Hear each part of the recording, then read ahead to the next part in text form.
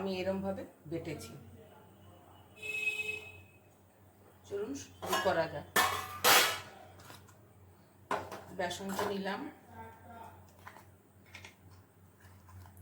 খাবার সোডা আর এই মশলাটা বেসনে কিছুটা দেব আর কিছুটা এই পটলের মধ্যে দেব।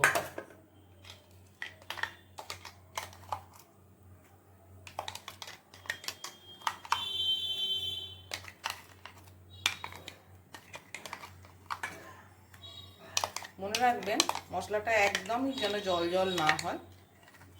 যদি ইচ্ছে করে আপনারা শিলেও বেটে নিতে পারেন, যদি কারোর অসুবিধে হয় তো সেট করে বাটলেই হয়ে যাবে। এটা দিয়ে দিলাম।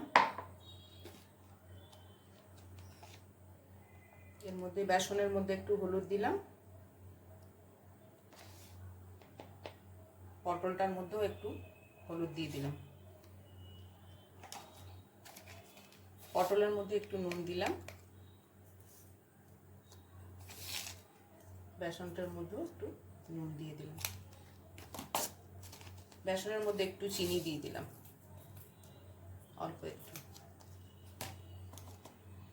এবারে যে মিক্সিতে আমি পটলগুলোকে, বেসনটাকে এখন সরিয়ে রাখি, দেখুন পটলগুলোকে আমি ভালো করে ম্যারিনেশন করে নিচ্ছি।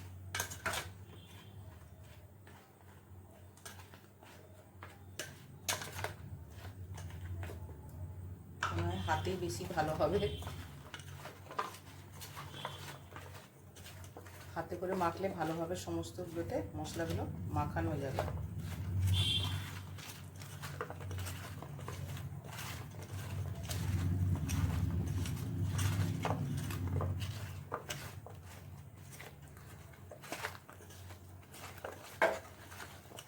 মাখিয়ে এটাকে আমি একটু সরিয়ে ওদিকে রেখে দিলাম।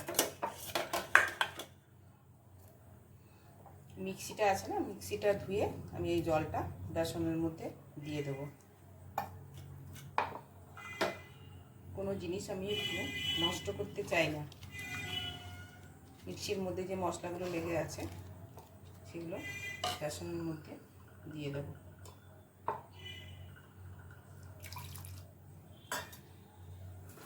দেখুন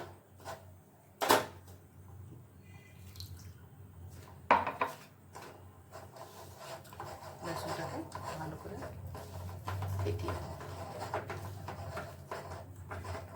5 মিনিট মতো বেসনটাকে ভালো করে ফেটিয়ে নিতে হবে।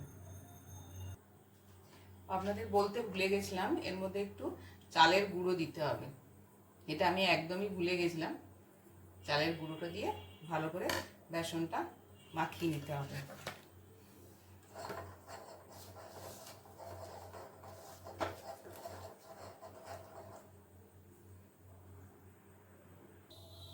বেসনটা আমার ফেটানো হয়ে গেছে, কড়াতে তেল গরম করতে দিয়েছি।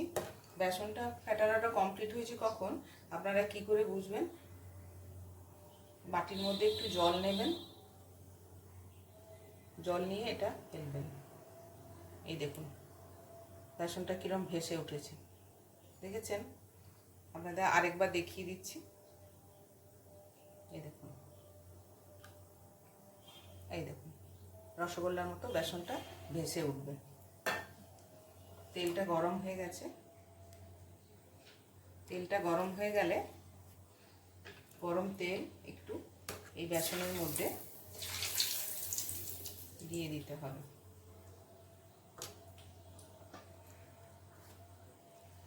ভালো করে মিশিয়ে নিতে হবে। এখন বৃষ্টি পড়েছে, বর্ষার প্রায় শুরুই বলতে পারেন। এখন একটু পকোড়া না খেলে হয়, ভালো লাগে। এই যে আমি ম্যারিনেট করে রেখেছিলাম যে ইয়েগুলো, পটলগুলো, সেই পটলগুলো আমি বেসনের মধ্যে নিয়ে নেব।